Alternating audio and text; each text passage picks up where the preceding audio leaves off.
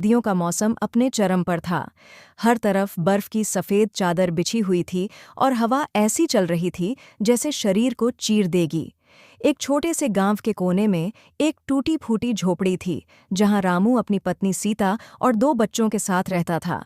रामू एक गरीब मजदूर था जो लकड़ियां काटकर अपना पेट पालता था।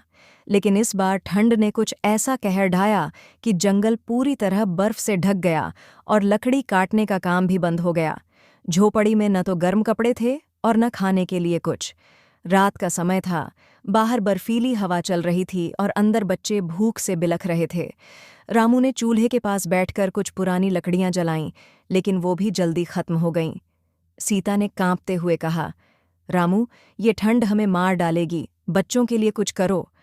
रामू की आंखों में बेबसी थी।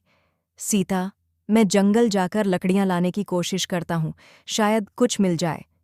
रामू अपने पुराने कंबल में लिपटकर जंगल की ओर निकल पड़ा। रास्ता बर्फ से ढका हुआ था और हर कदम ऐसा लग रहा था मानो मौत की ओर बढ़ रहा हो। जंगल में पहुंचकर उसने बहुत कोशिश की, लेकिन हर जगह सिर्फ बर्फ ही बर्फ थी। थक कर रामू एक पेड़ के नीचे बैठ गया।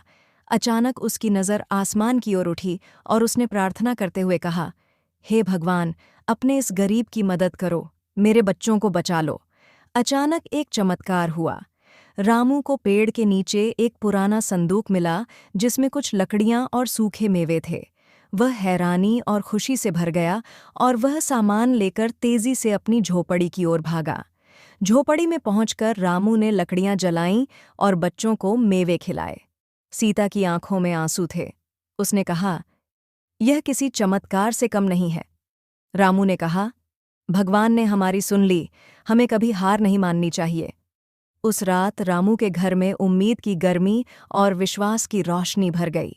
ठंड का कहर भी उनके हौसले को नहीं तोड़ पाया।